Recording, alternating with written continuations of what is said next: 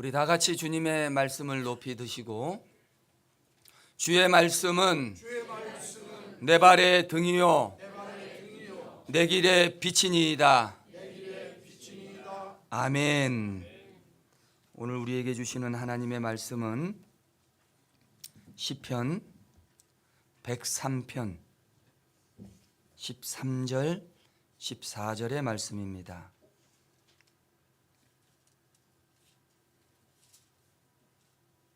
구약성경 877쪽입니다. 아버지가 자식을 긍휼히 여김같이 여호와께서는 자기를 경외하는 자를 긍휼히 여기시나니 이는 그가 우리의 체질을 아시며 우리가 단지 먼지뿐임을 기억하심이로다. 아멘.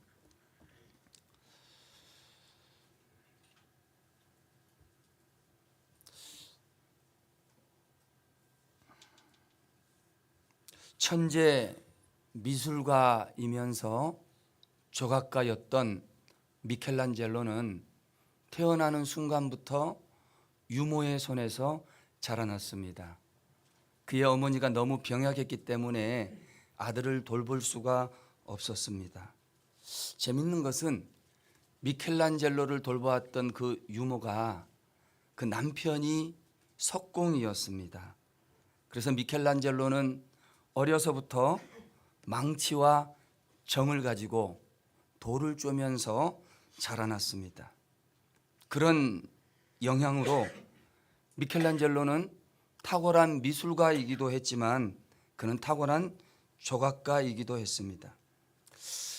아주 탁월한 조각가였던 이 미켈란젤로가 조각을 할 때 가장 심혈을 기울인 것은 그 대리석을 고르는 일입니다. 대부분의 조각가들이 이 대리석을 고를 때 두 가지를 중점적으로 살핍니다. 하나는 크기, 얼마나 큰 조각품을 만들 수 있는가. 두 번째는 대리석의 모양입니다. 이 돌을 가지고 어떤 모양의 조각품을 만들 것인가. 그래서 크기와 모양을 중점적으로 살핍니다. 그러나 이 미켈란젤로가 대리석을 고를 때 가장 중요하게 여긴 것은 대리석의 크기나 모양이 아닙니다. 크기도 중요하고 모양도 중요하겠지만 미켈란젤로에게 가장 중요했던 것은 대리석의 재질, 결이었습니다. 왜냐하면 대리석의 모양이나 크기는 사람의 취향이나 능력으로 얼마든지 바꿀 수 있습니다. 그러나 대리석의 재질, 대리석의 결은 바꿀 수 없기 때문입니다. 그래서 미켈란젤로는 그가 대리석을 고를 때 그 재질, 결을 보고서 이 재질과 결을 가장 잘 활용해서 어떤 작품을 만들 수 있는가 고민을 하면서 그 결을 이용해서 자기 자신만의 특별한 작품을 만들었던 것입니다. 그래서 결이 중요합니다. 대리석에 결이 있다고 한다면 사람에게는 기질이 있습니다. 대리석은 자기 자신만의 기질을 가지고 있었다면 사람들은 자기 자신만의 기질을 가지고 있습니다. 똑같은 결을 가진 대리석이 없듯이 똑같은 기질을 가진 사람도 없습니다. 그래서 사람을 두고 백인백색, 만인만색이라고 이야기를 합니다. 더 중요한 것은 이 사람의 기질이 아무리 시간이 지나도 바뀌지 않는다는 것입니다. 그래서 오 할레비스라고 하는 저명한 기질학자가 있는데 이 기질학자는 기질을 두고 무엇이라고 말했냐면 기질은 스탬프다. 콱 찍는 도장, 직인이라고 표현을 합니다. 한 번 찍힌 직인, 도장은 바꿀 수가 없기 때문에 타고난 기질을 바꿀 수 없다는 말입니다. 여러분, 부부간에 왜 싸움을 합니까? 그 기질의 차이 때문입니다. 보통 기질학적으로 보면 사람들은 자기하고 다른 기질의 사람에게 호감을 가진다는 겁니다. 내가 좀 소심하면 남자는 대범했으면 좋겠다고 생각합니다. 소심한 사람은 대범한 사람에게 매력을 느끼는 거예요. 그 매력이 좋아서 결혼하고 같이 사는데 살아보니까 자기하고 달라도 너무 다른 거예요. 그래서 하는 말이, 당신은 왜 그렇게 매번 말해도 하나도 변하지 않고 매번 그렇게 똑같냐는 거예요. 매번 말해도 매번 바뀌지 않으니까 부부싸움을 해도 수도 없이 싸우게 되는 거예요. 좀 맞추면서 살아보려고 굉장히 많이 노력을 했습니다. 그런데 맞추면서 살려고 하면 할수록 내가 더 힘들어지는 거예요. 여러분, 왜 이런 일이 일어나시는지 아십니까? 사람은 그 기질을 스탬프처럼 꽝 하고 찍혀서 그런 기질을 가지고 그런 사람으로 태어났기 때문입니다. 기질은 바뀌지 않습니다. 이런 인간의 기질에 대한 연구는 의학의 아버지라고 하는 히포크라테스에 의해서 기원전 4세기부터 시작이 되었습니다. 히포크라테스는 사람의 기질이 모두 4가지라는 겁니다. 다혈질, 담즙질, 우울질, 점액질, 이렇게 4가지 있다는 겁니다. 첫 번째 기질은 다혈질입니다. 이 다혈질은 4가지 기질 중에 제일 많이 표시가 나는 기질입니다. 담즙질과 더불어서 외향성을 가진 기질입니다. 이 다혈질의 여자나 남자들을 보면 특별히 여자들은 항상 웃습니다. 말을 하면 큰 소리를 이야기를 하고요. 말하기를 굉장히 좋아하고 같이 있으면 싸우는 것 같이 떠들기를 좋아하는 수다쟁이들이 많습니다. 같이 테이블에 앉아서 여러 명의 여자들이 대화를 하면 다혈질의 여자 혼자가 그 4명의 대화 80%를 혼자 감당해냅니다. 그럼 옆에 있는 사람들이 그러지요. 야, 너는 그렇게 말하는데 입이 아프지도 않고 피곤하지도 않냐 그러네. 다혈질의 여자들은 이렇게 이야기합니다. 아니, 나는 말할수록 힘이 나요. 이 다혈질의 여자들은 어디를 가나 표시가 잘 납니다. 남자들은 어떤지 아십니까? 이 다혈질의 남자들은 초상집에 가서도 이 상주를 웃게 만드는 그런 사람입니다. 다혈질의 사람들은 인생을 행복하고 즐겁게 사는 사람들입니다. 같이 있으면 기분이 좋아집니다. 늘 재미있는 일이 그에게는 일어납니다. 인기가 많고 따르는 사람들이 많고 특별히 아이들이 매우 좋아합니다. 이처럼 다혈질의 장점은 활동적입니다. 활동적이다 보니까 이 다혈질의 사람들은 말보다 행동이 먼저 나오는 사람들입니다. 말보다 행동이 먼저 나오다 보니까 이 사람은 행동을 할 때 저 사람은 행동을 왜 저렇게 생각 없이 하지? 다혈질이 하는 행동들을 보면 생각이 없어 보입니다. 다혈질들은 늘 말을 해놓고 후회를 합니다.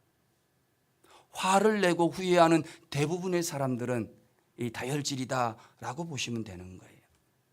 다혈질 사람들은 약속도 잘합니다. 활동적이니까. 그런데 그 약속을 잊어버리기도 잘합니다. 잊어버려 놓고 잊어버린 것도 모르고 잊어버린 것을 깨달아도 별로 미안하게 생각하지 않습니다. 다혈질이니까. 성경에 나오는 대표적인 다혈질은 베드로입니다. 예수님께서 잡히시던 날 밤에 무리들이 찾아왔습니다. 베드로는 무리들이 검과 몽치를 가지고 예수님을 잡으러 왔을 때 조금도 주저하지 않고 칼을 뽑아서 말고의 귀를 잘라버립니다. 아무 생각도 없이 단번에. 그러자 예수님께서 칼을 가지는 자는 다 칼로 망하느니라 책망을 받습니다. 이 다혈질의 사람들은 행동하기 전에 생각이라고 하는 것을 하지 않습니다. 일단 행동해 놓고 저질러 놓고 그 다음에 생각을 합니다. 그래서 예수님을 부인하고 닭이 울 때 그 닭 울음소리를 들었을 때 성경이 뭐라고 기록을 합니까? 닭 울기 전에 3번 나를 부인하리라 하는 그 말씀이 그제서야 생각이 나더라고 성경은 기록을 합니다.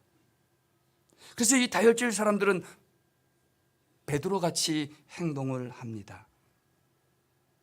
사람들은 열정이 있습니다. 그런데 그 열정 때문에 실수를 하기도 하는 사람들, 그들이 바로 다혈질의 사람들입니다. 다혈질의 사람이 있는 반면에 또 하나의 외향성을 가진 기질이 있습니다. 그는 담즙질입니다. 그래서 이 다혈질이나 담즙질은 외향적인 결이 같습니다. 보통 우리가 말할 때 저 사람 담이 참 크다, 담이 크다, 바로 그 사람이 담즙질의 사람입니다. 이 담즙질의 사람들은 통이 굉장히 큽니다. 뭐가 크니까? 담이 크니까, 간이 크니까, 통이 크니까 배짱도 있습니다. 이 사람은 통도 크고 배짱도 있습니다.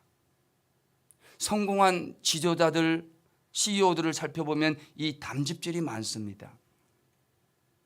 그러다 보니까 이 담즙질의 사람들은 어떤 상황이나 환경에 처해 있을 때 그 자리를 내가 주도적으로 이끌고 가야 됩니다.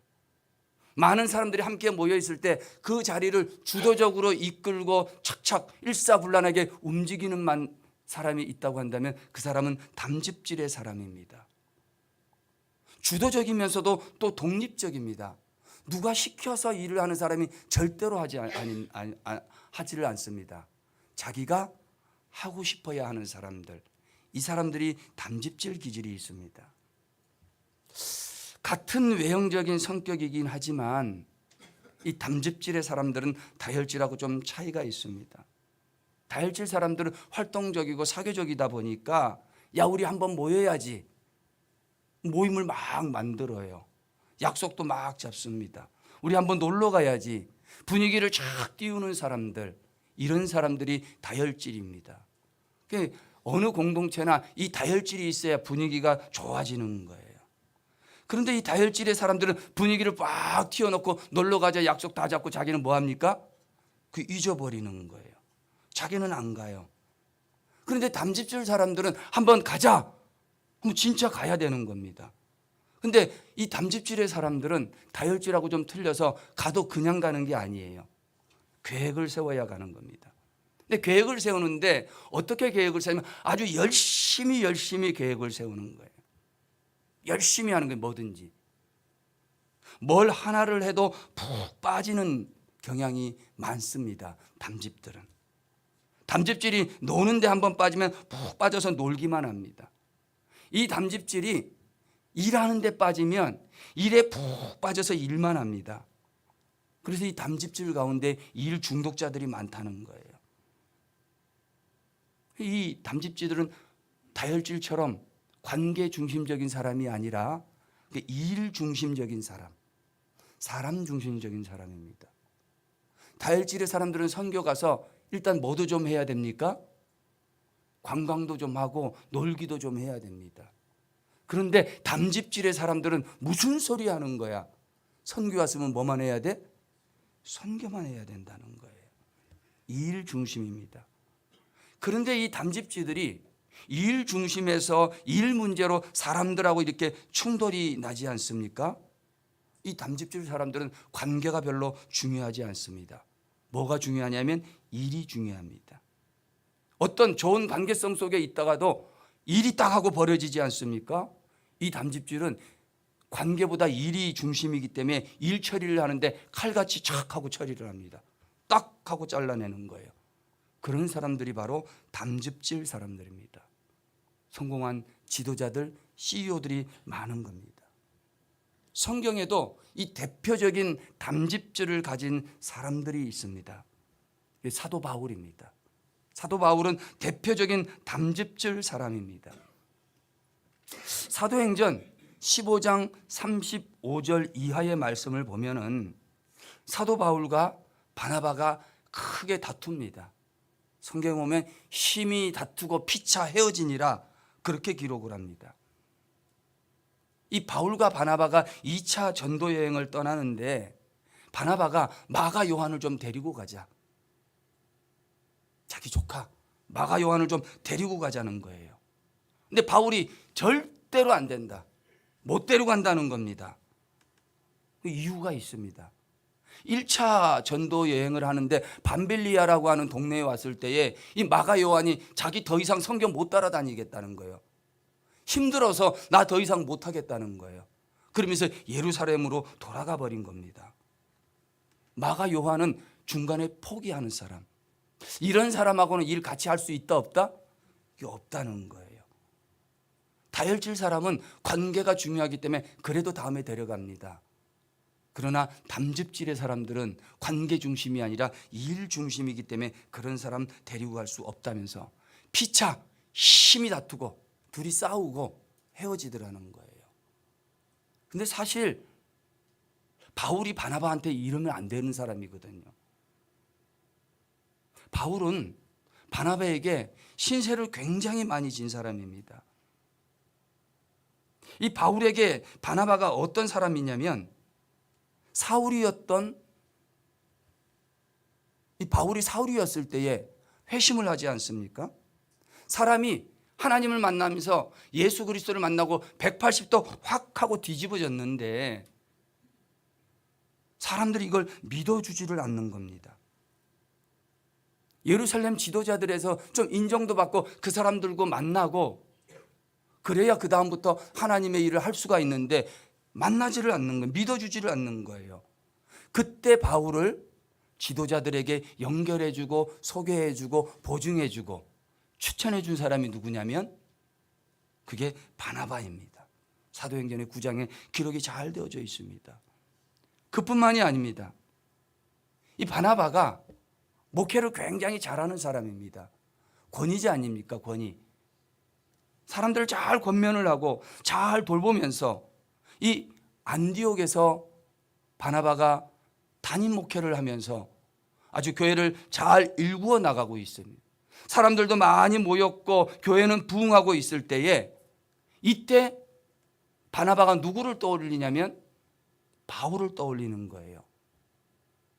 사람들이 믿어주지를 않으니까 지금 바울은 다소의 고향집에 가서 칩거하고 있는 겁니다.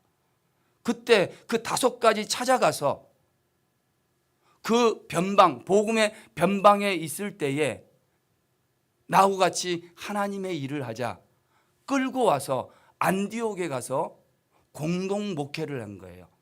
둘이 1년간 함께 있으면서 말씀을 가르치기를 시작을 하는데 사람들이 그렇게 몰려오더라는 겁니다.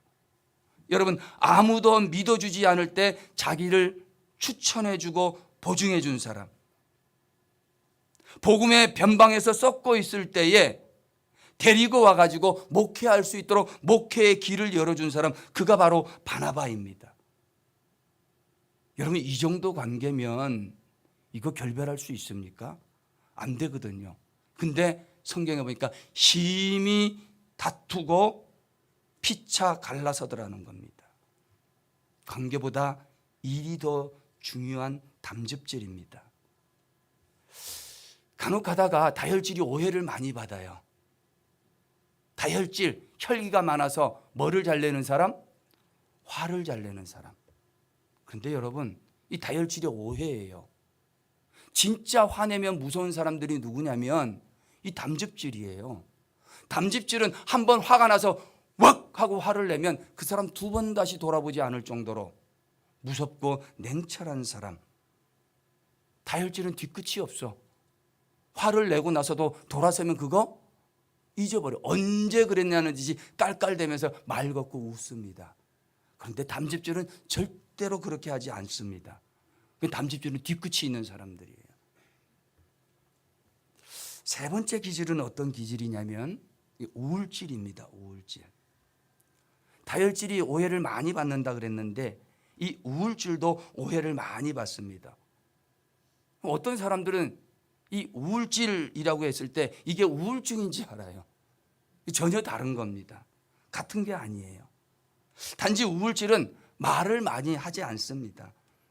말 많이 안 하는 이유는 뭐냐면 자기 스스로 나는 말을 잘 못한다고 생각을 하는 거예요. 말뿐만이 아니라 이 우울질의 사람들은 나는 뭘 잘 못해, 나는 잘 못해, 그렇게 생각을 하는 겁니다. 오히려 이 우울질의 사람들은 말하는 것보다 글 쓰는 것을 잘합니다. 이런 사람들은 부부싸움 할 때 어떻게 싸우는지 아십니까? 전화 걸어가지고 대판 퍼부으면서 싸우는 게 아니라 카톡으로 쫙 보내는 거예요. 이 우울질들입니다. 우울질들. 이 우울질의 사람들은 감성이 풍부합니다. 천성적으로 예민합니다. 아주 정교합니다. 이 우울증의 사람들은 매사에 사려가 깊고 철저해서 우울증한테 어떤 일을 시키면 그 사람은 빈틈이 없습니다. 완벽을 추구합니다. 나는 말을 잘 못해, 나는 이런 일 잘 못해. 우울질이 그렇게 말하는 것은 못해서 못한다고 하는 게 아니라 내가 그 일을 맡으면 어떻게 해야 되니까, 완벽하게 해야 되니까 나는 잘 못해 라고 말하는 거예요. 이 우울질들은 거의 대부분 완벽주의자들이에요. 오늘 다혈질 이야기를 많이 하는데 이 다혈질 여자들은 굉장히 화려합니다. 그리고 이 다혈질의 여자들은 변덕도 심해요. 이 사람들은 타인을 잘 의식을 하지 않습니다. 이 다혈질 여자들이 이 백을 들고 다니잖아요. 이 다혈질 여자들이 백을 들고 다니면 누가 봐도 다 짝퉁인데 전혀 신경 안 쓰고 잘 메고 다닙니다. 근데 그것도 작은 가방이 아니라 큰 가방을 잘 들고 다녀요. 가방이 크니까요, 거기에 별의별 거 다 넣고 다녀요. 한 살림살이 가방 큰 여자들 다 넣고 다녀요. 그런데요, 이 다혈질의 여자들은 그 큰 가방에서 뭐 하나 쓰려면 잘 못 찾아. 들어있는 건 별의별 게 다 들어있는데 잘 못 찾아냅니다. 한참을 찾아야 됩니다. 반면에 이 우울질의 여자들은 가방 큰 거 싫어해요. 컴팩트한 거, 아주 딱 작은 거, 이런 거를 좋아합니다. 완벽주의라라 나는 짝퉁 들고 다닐 수 없다는 거예요. 작은 거 하나 들고 다녀도 진짜를 들고 다니든지 아니면 그냥 그대로 상품 그대로 들고 다니는 거예요. 근데 이 우울질 여자들이 가방은 작아도 그 작은 가방 안에 있을 거 다 있어요. 옆 사람이 밥 먹고 나서 요지 찾으면 그 작은 가방에서 착 하고 요지를 꺼내듭니다. 휴지 찾고 물티슈 찾으면 딱 꺼내서 딱 주는, 그게 누구냐면 이 우울질 사람들입니다. 안경을 닦잖아요. 안경을 닦아야 되는데 그러면 딱 하고 꺼내주는 거예요. 오늘 없지 않습니까? 그럼 그 다음 주에 와가지고 앞에 서서 안경 닦기 여기 있습니다 하고 내주는 사람들. 그 사람들이 우울질입니다. 가방이 작잖아요, 그죠? 근데 그 작은 가방 안에 구획을 쫙 다 정리해 놨어요. 이쪽은 뭐 넣고, 이쪽은 뭐 넣고, 이쪽은 화장품, 이쪽은 뭐, 다 그렇게 사는 사람들이 우울질입니다. 이 우울질 사람들은 그래서 집중력이 강합니다. 집중력이 강하고 하나를 하면 완벽하게 해내려고 하는 거예요. 그래서 기질학자들은 이 우울질을 천재적 기질이라고 이야기를 합니다. 예술가들이 많고 철학가들이 많고 어떤 일에 잘 성취한 그런 사람들이 많은 게 이 우울질입니다. 성경의 가장 대표적인 우울질은 모세입니다. 모세. 출애굽기 4장에 보면 하나님께서 모세를 불러서 너 내 백성을 애굽 땅에서 이끌어내라라고 그를 부르십니다. 하나님이 모세를 불러서 내가 보내니까 너 가라. 근데 계속해서 모세는 못 가겠다는 거예요. 이래서 못 가고 저래서 못 가고 핑계대고 또 핑계대고 하나님과 모세가 줄다리기를 얼마나 하는지 모릅니다. 나중에 핑계댈 게 없으니까 모세가 뭐라고 핑계대는지 아십니까? 나는 말을 잘 못합니다. 나는 입술이 둔하고 혀가 뻣뻣해서 말을 잘 못한다는 겁니다. 아까도 말씀을 드렸지만 우울증 사람들은 말하는 걸 그렇게 좋아하지 않습니다. 자기가 말을 잘 못한다고 생각을 하는 거예요. 그래서 말하는 걸 싫어하고 차라리 글 쓰는 걸 잘하는 거예요. 그럼 모세가 나중에 십계명 써서 내려오지 않았습니까? 쓰는 걸 잘하는 거예요. 사실은 이 우울질들이 부족해서 못하는 게 아닙니다.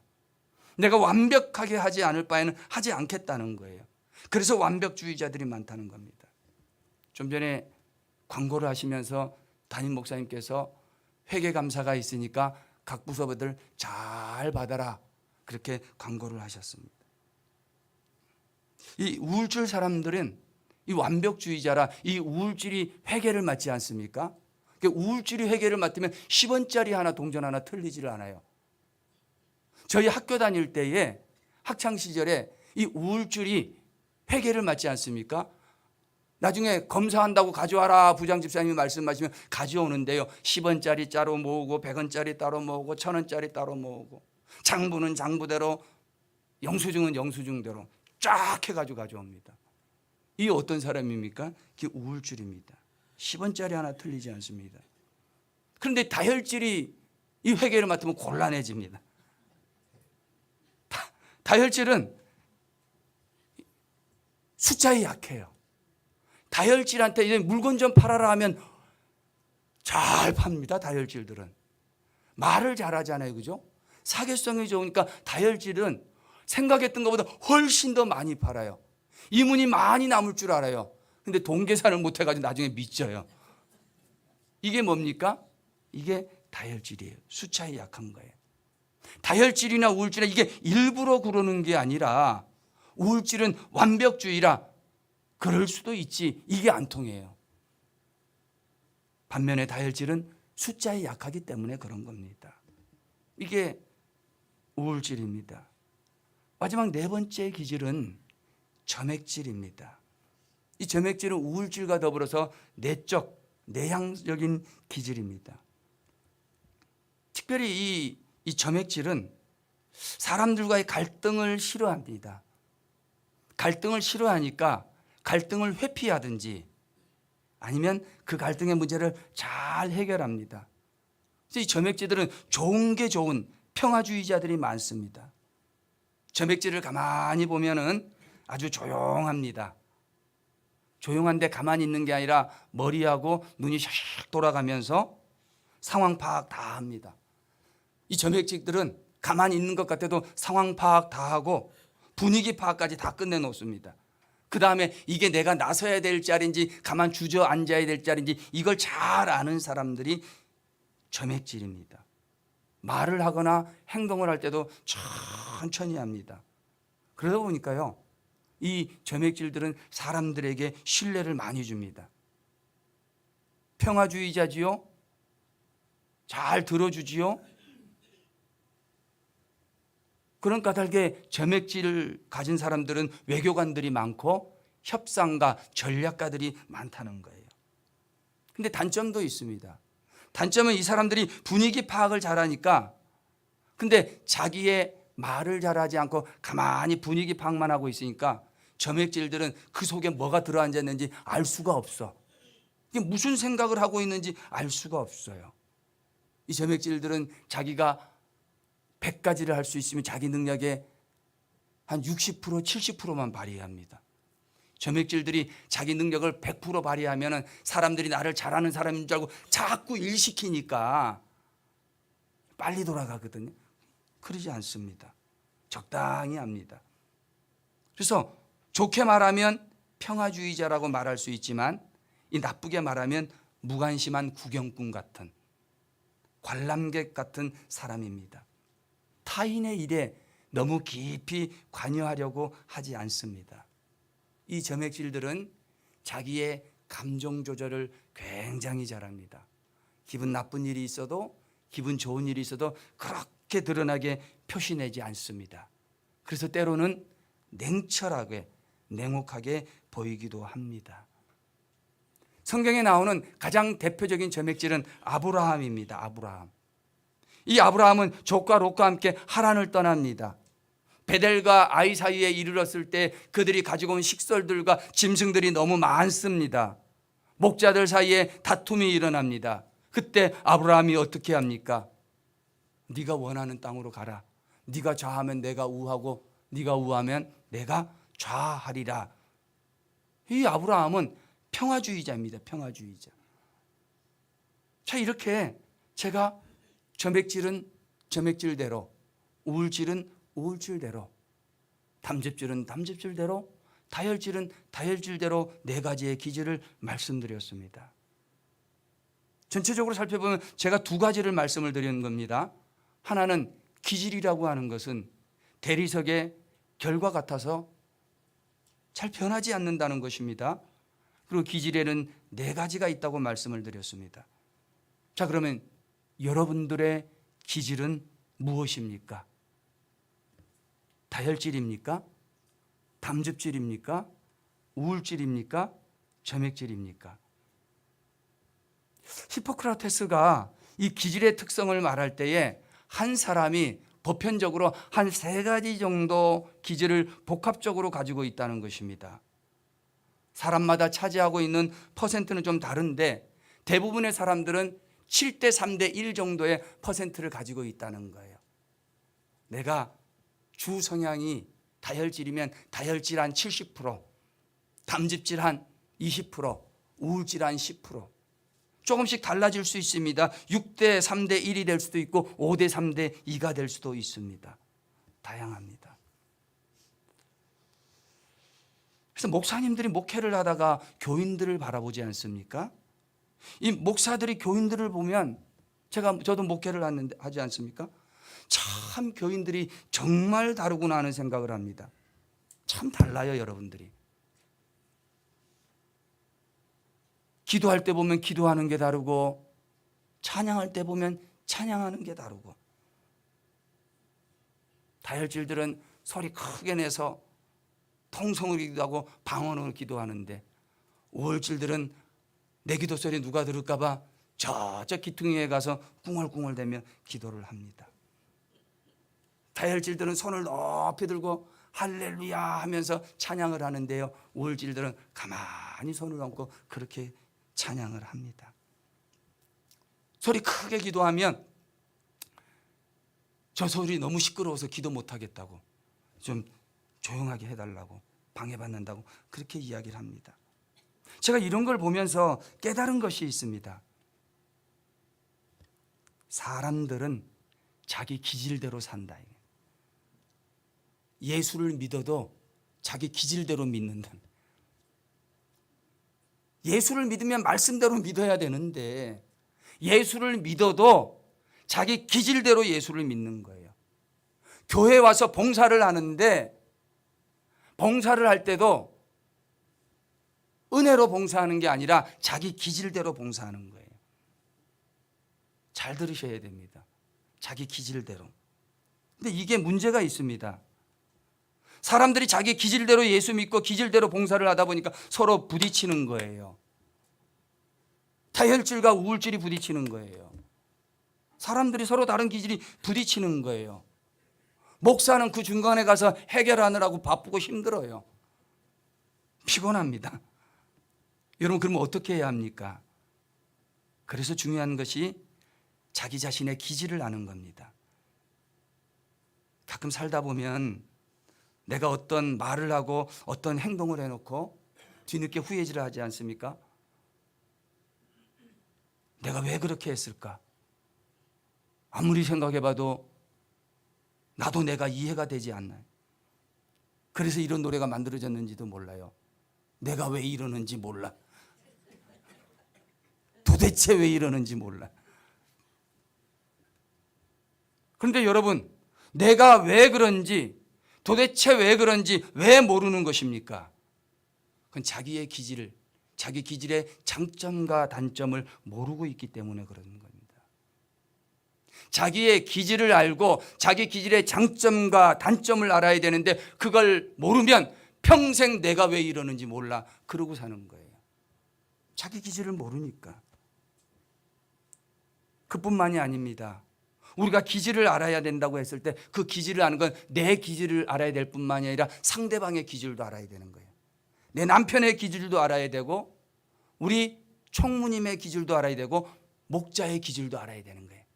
우리 목장 식구들의 기질도 상대방의 기질을 알아야 하는 것입니다.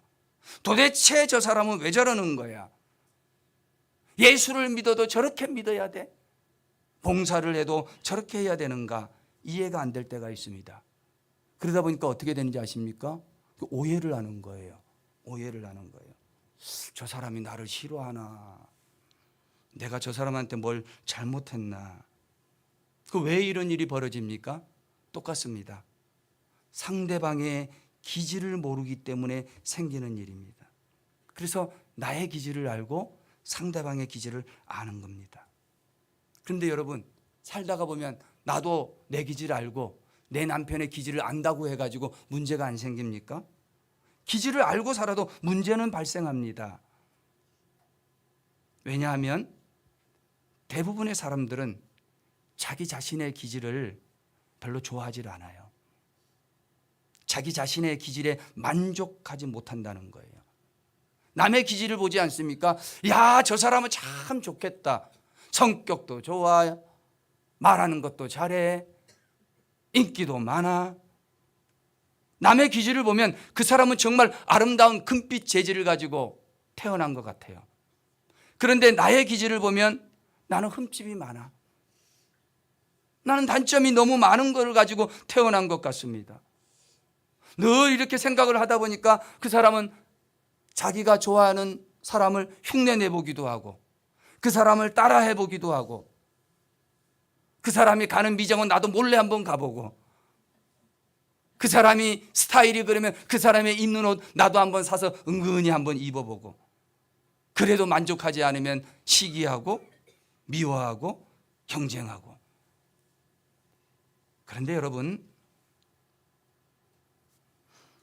내가 가지고 태어난 내 기질은 바로 나입니다. 그게 내 모습입니다. 내 모습. 이 내 모습의 기질은 변하지 않습니다. 여러분 평생 살 때 내 모습 이대로 내 모습 가지고 살아야 하는 겁니다. 그래서 하나님께서 사람들을 사용하실 때 어떻게 사용하시는지 아십니까? 여러분들이 가지고 있는 기질들을 사용하시는 겁니다. 내가 가지고 있는 내 모습 이대로 하나님께서 나를 사용하시는 것입니다. 급한 사람은 급한 대로 사용하시고, 느린 사람은 느린 대로 사용하시고, 활달한 사람은 활달한 대로 사용하시는 거예요. 내 모습 이대로, 내 기질대로 하나님께서 나를 사용하시는 겁니다. 왜냐하면 하나님께서는 나의 체질을 가장 잘 아시기 때문입니다. 하나님께서 내 기질을 가장 잘 알고 있는 것입니다. 나의 기질을 가장 잘 알고 내 모습을 가장 잘 아시는 그 주님이 내 모습 이대로, 내 기질 이대로 나를 사용하시는 줄로 믿습니다. 더 중요한 게 있습니다. 나의 체질을 아시고 나의 기질을 아시는 하나님은 내 모습 이대로 오늘 13절의 말씀처럼 나를 자식같이 여기시고 내 모습 이대로 나를 긍휼히 여기시는 겁니다. 우리는 바뀌지 않는 내 모습, 그 모습으로 불행하며 느끼며 살아갈 것이 아니라 내 모습 이대로 나의 기질대로 나를 사용하시는 그 하나님을 바라보며 살아야 되는 것입니다. 제가 설교를 시작할 때 미켈란젤로 이야기를 했는데 그 이야기를 하면서 말씀을 마칠까 합니다. 어느 날 미켈란젤로가 마당을 거닐다가 보니까 커다란 대리석 하나가 몇 년째 방치되어 있는 것입니다. 아무도 관심을 가지지 않는 그냥 덩치만 큰 대리석이었습니다. 그런데 어느 날 미켈란젤로가 그 대리석을 가만히 보니까 그게 그냥 대리석이 아니었습니다. 대리석의 결을 잘 아는 미켈란젤로에게 버려져 있었지만 그 버려진 대리석의 결 속에는 다윗이 들어앉아 있었던 것입니다. 대리석을 잘 아는 미켈란젤로에게 버려진 그 대리석을 바라보니까 그 결을 가지고 다윗상, 다비드상을 만들면 좋겠다 해서 그 결을 이용해서 만든 것이 다비드상입니다. 비록 버려진 돌이었지만 그 버려진 돌의 결을 잘 아는 미켈란젤로의 손에 붙잡히는 순간 그 모습 그대로 버려진 돌이었지만 그 모습을 간직한 채 최고의 걸작품으로 거듭났던 것입니다. 사랑하는 성도 여러분, 하나님은 여러분을 창조하신 분이십니다. 하나님은 나를 창조하셨기에 나의 기질과 체질을 가장 잘 아시는 분이십니다. 나를 가장 잘 아시는 분, 나의 못난 기질까지도 사랑하시고 나의 못난 내 모습 이대로를 귀중하게 여기면서 그 하나님 손에 붙잡히고 그 성령 하나님께서 나를 다듬어 주시면 나는 가장 존귀한 작품이요 걸작품이 될 줄로 믿습니다. 사랑하는 성도 여러분, 여러분 스스로를 사랑하십시오. 오늘 대림절 첫째 주일인데 내 모습 이대로 나 같은 사람을 위해서 그리스도께서 이 땅에 오신 줄로 믿습니다. 기도하십시다. 하나님 아버지, 고맙고 감사합니다. 늘 나 자신을 돌이켜 반추해 보지만 부족한 것 투성이요 모자라는 것 투성이고 아무리 생각해 봐도 마음에 드는 것 하나도 없지만 하나님은 내 모습 이대로 나를 창조하시고 내 모습 이대로 나를 귀하게 여기시며 내 모습 이대로 나를 긍휼히 여겨주시는 줄로 믿습니다. 나를 창조하시고 나의 기질을 가장 잘 아시고 나의 결을 가장 잘 파악하시는 그 하나님의 손에 붙잡히고 하나님의 손에 다듬어져서 우리의 모든 백성들이 가장 멋진 걸작품의 인생들로 살아갈 수 있도록 우리 주님 인도하여 주옵소서. 아버지 하나님, 그 하나님께서 나를 위해서 예수님을 보내주셨는 줄로 믿습니다. 예수님의 이름으로 기도합니다. 아멘.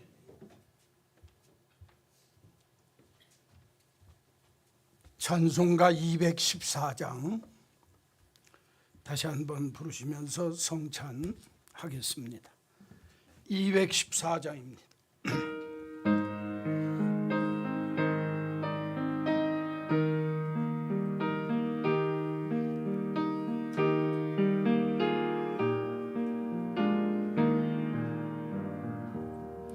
나 주의 도움 받고자 주 예수님께 빕니다.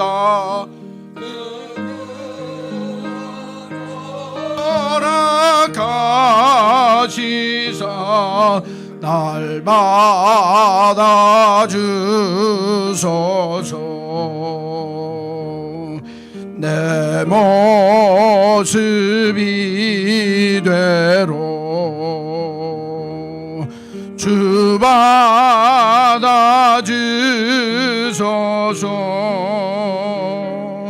날 위해 돌아가신 주 날 받아주소서.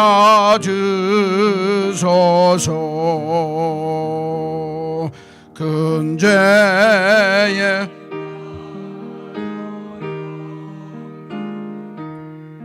날 위해 피 흘렸으니 주 영성대로 빚으사 날 받아주소서.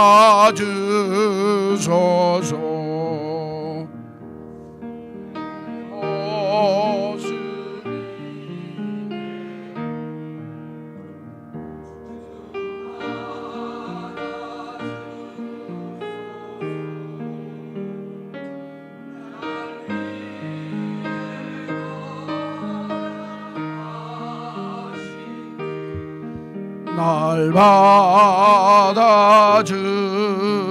주소서.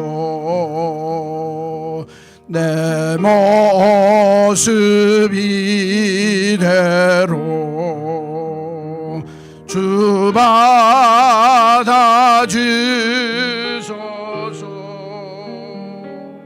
날 위해 돌아가신 주 날 받아주소서.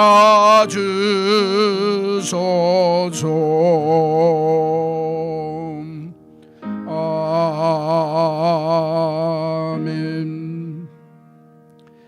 진실로 진실로 너희에게 이르노니 믿는 자는 영생을 가졌나니 내가 곧 생명의 떡이라. 이는 하늘에서 내려오는 떡이니 사람으로 하여금 먹고 죽지 아니하게 하는 것이라. 나는 하늘에서 내려온 살아있는 떡이니 사람이 이 떡을 먹으면 영생하리라. 내가 줄 떡은 곧 세상의 생명을 위한 내 살이니라. 아멘. 우리의 연약한 기질을 아시는 주님이 이 땅 위에 오셔서 날 위해 죽으시고 부활하셨습니다. 승천하신 후에 성령을 보내시며 우리의 기질까지도 아시고 하나님 기뻐하는 모습으로 우리를 감화하시며 인도하십니다. 오늘 이 귀한 주의 생명의 떡을 받는 자마다 내 기질을 다스려 주시는 성령님께 온전히 내 삶을 맡겨 부족한 부분을 메우고 좋은 부분을 주님 앞에 잘 살려서 하나님 기뻐하는 복된 인생 되는 은혜가 임하시기를 간절히 소원합니다. 세례를 받고 구원의 확신이 있는 분은 떡을 받으시고 함께 먹겠습니다. 기도하시다가 떡을 받으시고 함께 먹겠습니다.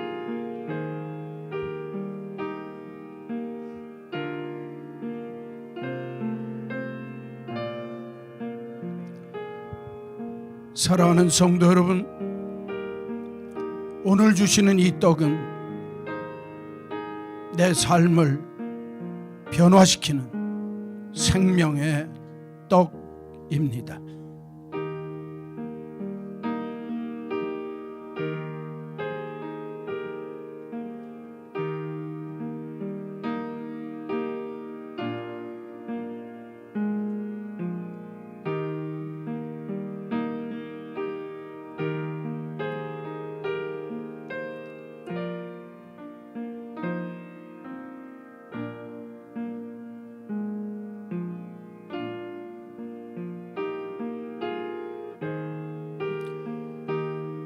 떡을 받으셔야 하는데 받지 못한 분 있으면 손들어서 표하십시오. 안 계십니까?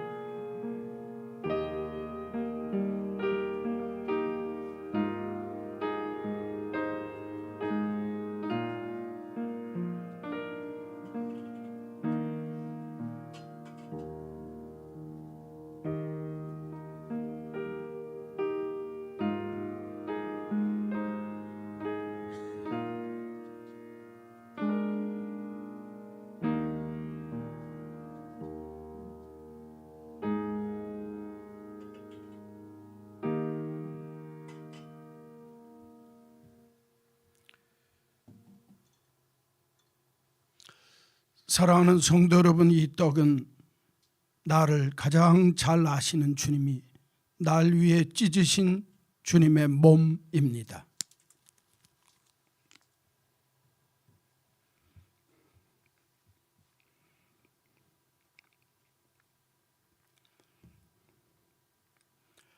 식후에 또 주님이 잔을 가지시고 이렇게 말씀하셨습니다. 이 잔은 너희를 위하여 흘린 내 피니라. 떡과 잔을 받기 전에 자신을 살펴야 합니다. 내 기질을 알고 나의 부끄러운 모습을 버립시다. 성령이여 오셔서 우리의 연약한 부분을 채우시고 온전케 하여 주옵소서. 잔을 받으며 주님의 은혜를 새롭게 합시다.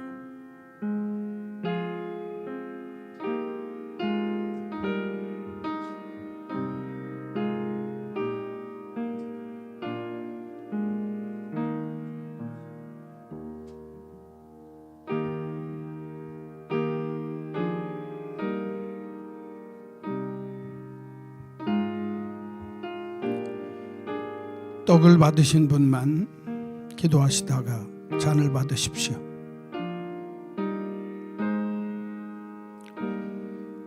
하나님이 내게 주신 기질 속에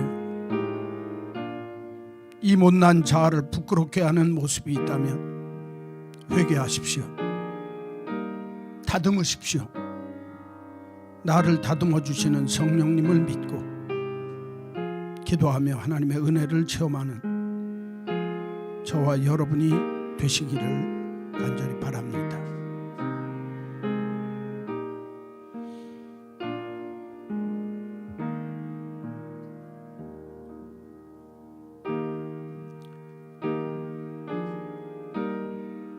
나의 기질 중에 부끄러운 모습은 어떤 모습입니까?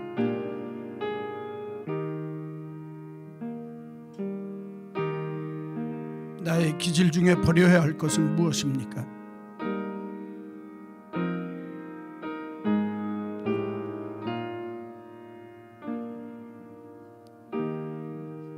떡을 받으셨는데 잔 받지 못한 분 있으면 손들어 표하시고 잔도 함께 먹겠습니다. 손들어 표하십시오. 안 계십니까?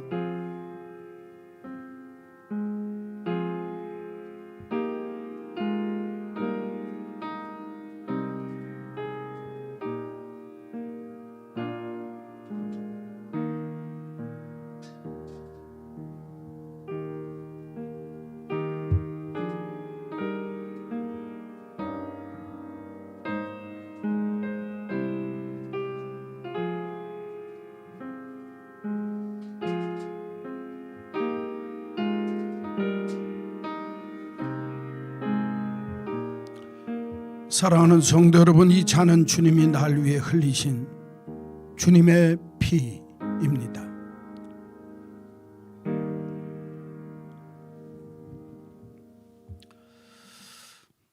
하나님 아버지,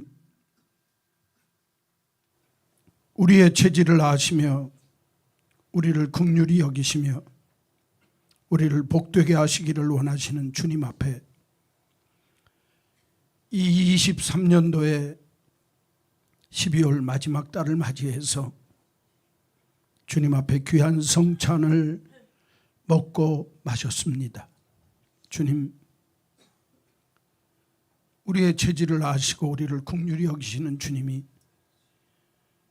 지난 한 해를 돌이켜보며 우리의 부끄러운 모든 것을 버리게 하시고 주님 기뻐하는 믿음의 모습, 하나님이 원하시는 복된 기질들, 하나님이 내게 주신 좋은 기질들을 잘 활용해서 하나님 더 원하시는 귀한 믿음의 사람으로 변화받게 하여 주옵소서.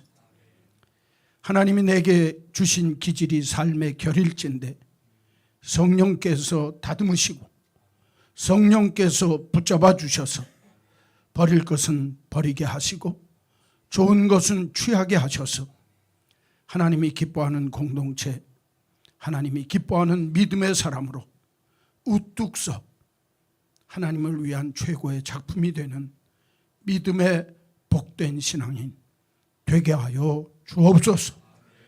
예수님의 이름으로 기도하옵나이다. 아멘. 찬송 215장 1절 3절 부르시면서 봉헌하겠습니다.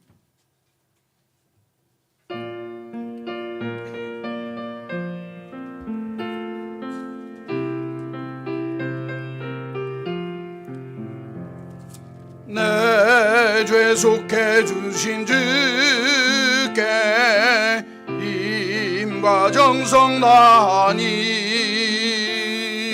나의 온갖 언행 심사 주를 위하여 귀한 것일세. 내게 있는 모든 것은 주를 위해 바치리. 내게 있는 모든 것은 주를 위해 바치리. 내가 주를 바라보니 나의 영혼 밝아져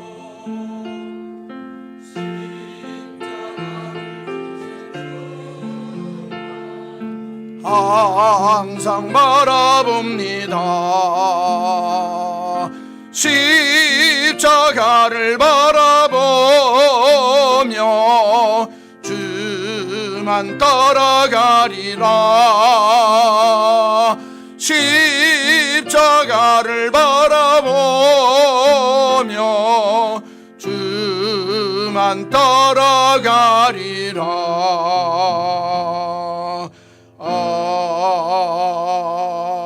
아멘.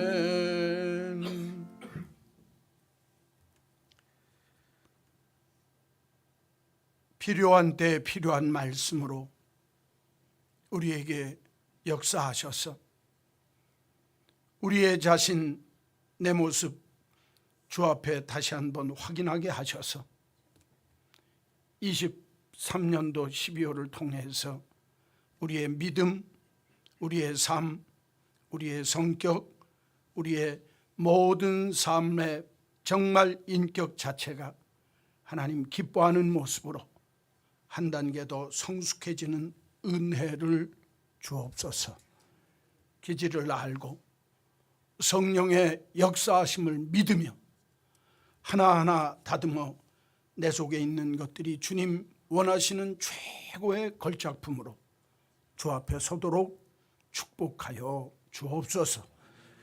오늘도 이 믿음 가지고 주의 전에 섰습니다. 주님 나의 모든 것, 주님 나의 주인, 주님 나의 주권자임을 고백하며 정직한 11조를 삶의 자리에 부족하고 연약한 속에서도 내게 주신 삶의 자리에 감사할 것이 있음을 찾아서 감사하는 감사의 예물, 오늘도 연약한 우리들의 기질을 하셔서 불쌍히 여기시며 긍휼을 베풀어 주님 원하시는 모습으로 만드시는 하나님의 은혜에 감격하여 오늘도 주의 전을 찾으며 정성된 주일 헌금을 주께 드립니다. 이 귀한 정성과 믿음을 받으시고 삶의 자리에 하나님의 큰 은총과 복주심의 역사가 임하게 하여 주옵소서. 우리의 마음과 영혼 속에는 정한 마음과 정직한 영을 새롭게 하여 주옵소서.